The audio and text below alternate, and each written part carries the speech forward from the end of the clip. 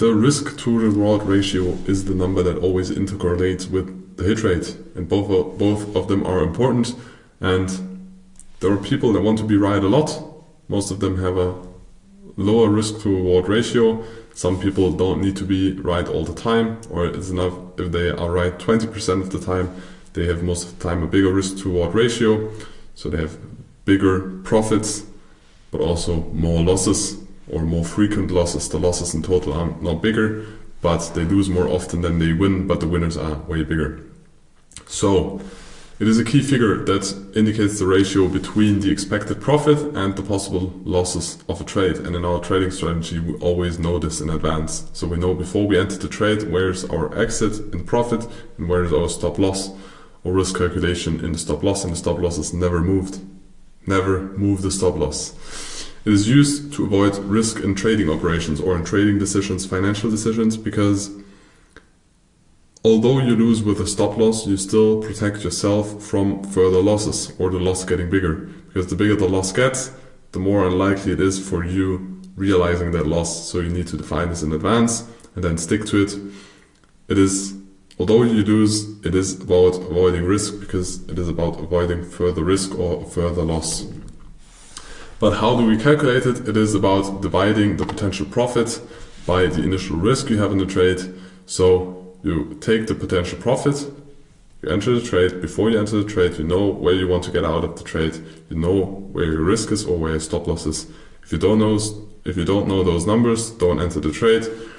And you take the potential profit in absolute money calculated or points or ticks and divide it by the initial risk. Of course, you need to use the same metric for both, but what metric you use doesn't matter. Example, when a trade has a price target of 140, the entry price is 100, the exit price or stop loss in this case is 90, then the potential profit is 40 euros, because 140 minus 100, and the initial risk 100 minus 90 is 10. So you have a risk to reward ratio, it's the German letters, or chance risk valuation. Don't know if it makes sense in English. 40 euros divided by 10 euros, so you have a risk to reward ratio by 4 to 1. Here a small example. So if you have a setup like this and you made your analysis and you say, I want to enter here. So there's your buy limit and there is your stop loss, because you don't want the break of this low. Your stop loss is at 19,460. And your take profit's going to be high because maybe there's a weak high and you think that this weak high will be taken out.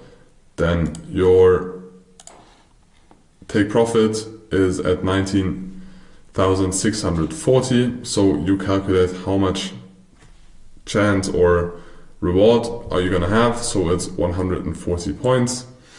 How much risk do you have? You divide your entry, or you subtract the stop loss price from your entry price.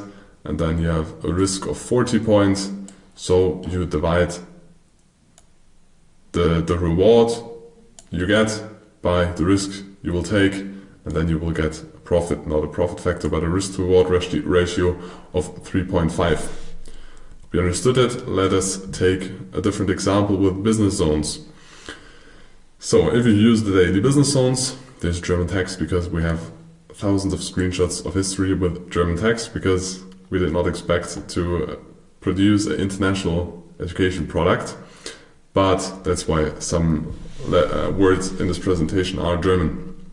So if you want to go short in here, because you say, okay, if you break in back to the balance, we want to go short if we have a close below here, then we have an entry at 5,810. You see it's the low of the business zones. You can also read it over here. So this is going to be our entry. Our stop loss going to be one tick above the high of the zone. It's a very aggressive way. So it's a way of lower hit rate but higher risk to reward ratio. We traded without setups. You just trade simply the business zones. It is possible, and we tested it, and it's profitable in the liquid markets. Then you put your stop loss one tick above here, which is 5,814, as you can see here. And then you put your take profit one tick above the zone to the downside, So the zone ends at 87.75. So our take profit is going to be at 5788. So we have a chance, we have a risk. So we can calculate our risk to reward ratio. And we have a basic example, an Excel sheet, I think. Most of the software, by the way, nowadays, you can calculate this. So you just have in TradingView, but also in Sierra Chart, you have a risk to reward ratio where you just put your stop loss, put your entry, put your take profit, and then it will give you the numbers. But still, you should understand how those numbers are calculated.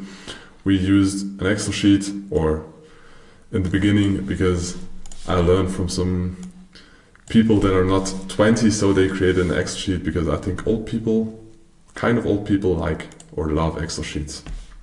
But you need to take into account your account size. Let's say you have a 100,000 euro account, because a lot of those products, if you trade the ES future, for example, are listed in dollar. You need to adapt the euro-dollar change rate. I think it is round about 1.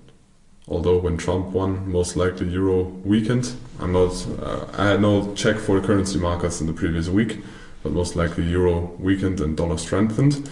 And how much do we risk per trade? Most people put in there 1%, but it is a lot. 1% per trade is a lot, because if you don't have a high hit rate, you can have losing streaks, 10, 15 trades, and that's going to be harsh for you. Then you can choose your product, because it depends on the product you trade. Here are different futures, but you can also calculate it with stocks. I think we will provide you this Excel sheet in Discord, but as I said, I think for me the most convenient way is to use it in the software. Then you will type in your entry. So our entry is at 5,810, our stop loss is at 5,814, and exit at 788. So we have a risk to reward ratio of 5.5. And then it will tell you how many contracts we can use with this account size trading the ES. If we change the product, for example, to the FDAX, the contract size is going to be different because the tick size per contract on the assets are different. So you can see the tick sizes in the contracts on here, but you can also find them on the internet. But that way you calculate how many contracts you use. So you need all those numbers. You need your account size, you need the foreign exchange rate between the two currencies of the product you trade and the product your account size is in. You need the risks you trade. I would suggest you to reduce this at the beginning to maybe 0.1 or even less, maybe in 0.01, because in the beginning most people tend to take more trades than they should take, so they make more trades. Most of the people lose money in the beginning, so you should reduce this risk to a minimum. And then you know your risk to reward ratio. You can also input your commission, but that depends on the broker you use and the assets you trade, because the commissions on a mini contract, for example, are going to be higher than on a bigger contract. So in this case, if we trade the ES and we want to trade this risk, 0.1 risk with an ES contract, it also tells us the stop is too big. So even one contract will exceed our risk. So either we need to risk more, we need more capital, or I don't know if we implemented the MES, yes, or we take a micro contract, or just the asset class, or stock you're trading. If there are partials on the broker, maybe you need to choose a broker for stock trading with partials, or with futures you just take the micro contracts or mini contracts. And then you have all the numbers you have. So you have 88 ticks profit, 16 ticks stop loss, risk to reward of 5.5. You are allowed to take 5 micro contracts. In this case, you have $8 in commission. That's the one we set in here because I think that they are the commissions from Interactive Brokers. And this is going to be our profit and this is our risk. And that way we can trade. And then we can just put limits and range trade or continue trend trades with our business zones. But either you build an Excel sheet like this or you adapt this Excel sheet to your personal needs. You can also do the calculation with stocks, but it's way more easy with stocks than with futures because you have prices and you have the currency, but you don't have like how much is the value per tick, because you have one stock and one stock is valued at price X, and if you own one stock and the stock is rising $1, you will gain $1. Of course you have commissions, but you have them in both, but you don't have like the tick complication in calculation. So play around with this Excel sheet and your trading style or your preferred trading style, and then use it for trading.